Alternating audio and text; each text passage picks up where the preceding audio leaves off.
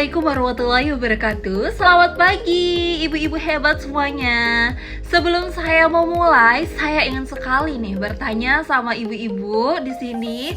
Siapa nih di sini yang sering awalnya cuma scroll sosial media cuma 5 menit tapi keterusan jadi 2 jam. Yang awalnya cuma scroll lihatin konten orang lain tapi tiba-tiba cekot seperti cekot lipstick, cekot panci. Sama Bu, saya juga pernah dan sering seperti itu waktu itu. Tapi sekarang saya bisa merubah semuanya. Yang awalnya cuma scroll sosial media, liatin konten orang lain, liatin kesuksesan orang lain, saya ubah sekarang semuanya jadi sumber cuan saya. Tenang ya Bu, nanti saya akan spill cara spesial buat ibu-ibu yang ada di sini. Gimana sih caranya menghasilkan cuan dari sosial media yang kita punya? Sekarang dapur itu bukan hanya untuk tempat memasak, tapi bisa kita jadikan sebagai studio konten kita. Misalkan nih ibu lagi goreng tempe, tinggal ambil HP Bu, rekam saja, bisa kita langsung upload ke sosial media. Sesimpel itu.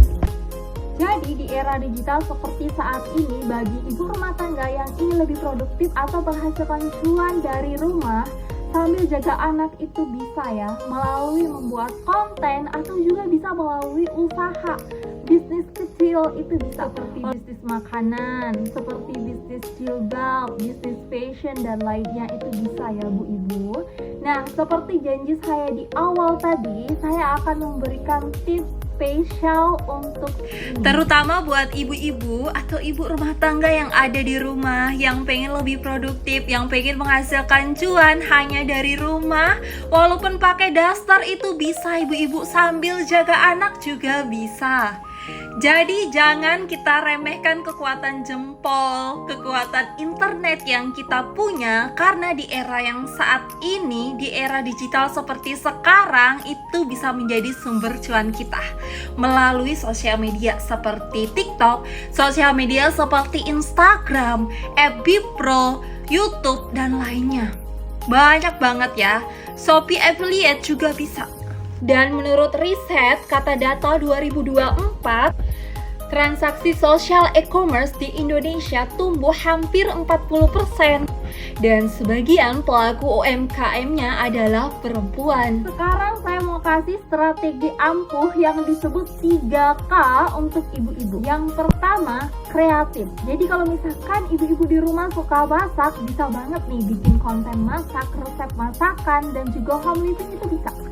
Nah, kalau misalkan ibu-ibu jago nih, atau bisa mengatur atau mengelola keuangan, atau mempunyai tips hemat ala ibu rumah tangga, itu bisa kita share, kita bagikan di konten kita. Seperti konten yang lagi viral 10.000 di tangan yang tepat. Ini langsung viral, boom, mengundang hujatan, mengundang views, mengundang likes. Ada pro dan kontra, karena memang kontennya itu unik. 10.000 di era zaman sekarang itu dapat apa ya gitu. Dan akhirnya dari konten viral tersebut banyak di-share oleh ibu-ibu rumah tangga yang lainnya, dijadikan parodi, dijadikan konten yang lebih kreatif lagi. Jadi selain unik, kita juga harus konsisten ya ibu-ibu ya. Kalau misalkan kita bisanya dalam satu hari cuman upload satu konten, itu nggak apa-apa banget. Hal ini bertujuan untuk merayu algoritma sosial media supaya konten kita itu bisa naik. Kalau misalkan kita konsisten, sosial media tersebut membaca nih, oh ternyata akun ini aktif dan bisa disebarluaskan ke banyak orang. Menurut ISTIFA 2024, use of social media in increasing the socio-economic growth of traders. Hal ini menyoroti peran sosial media dalam memperluas pasar dan mempercepat transaksi. Hal ini menunjukkan peran sosial media itu sangat masif dan powerful. Kita lanjut yang kedua. komunikatif. Jadi kita bisa nih membalas komentar para netizen yang komen di VT kita atau membalas chat customer yang ingin membeli produk kita. Yang ketiga, kendala dan solusinya. Tantangan terbesar bagi ibu rumah tangga saat ingin membuat konten adalah anak yang mengganggu kita. Bisa menumpahkan susu atau lagi tantrum, rewel dan gak kondusif. Itu gak apa-apa banget ya ibu-ibu, bisa kita jadikan sebagai bagian dari isi konten kita. Gak cuman anak aja, tapi suami juga bisa nih kita jadikan sebagai bahan konten. Misalkan saat kita lagi masak nih bu ibu, kita suruh aja nih Pak Su untuk cobain masakan kita dan kita tag video lalu kita upload di sosial media kita. Jadi dapat saya katakan bahwa everything is content. Semuanya bisa kita jadikan konten. Yang penting kita niat dan konsisten.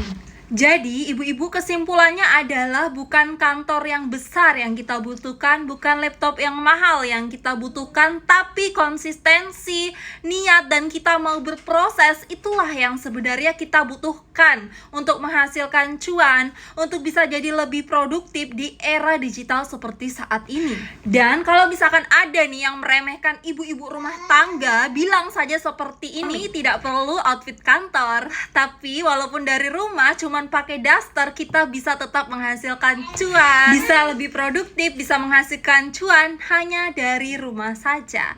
Jadi semangat ya buat para ibu-ibu semuanya yang ada di sini. Saya tadi sudah memberikan tips spesial buat ibu-ibu, semoga bisa diterapkan ya. Kita mulai dari satu konten yang sederhana. Tetap semangat. Terima kasih. Assalamualaikum warahmatullahi wabarakatuh.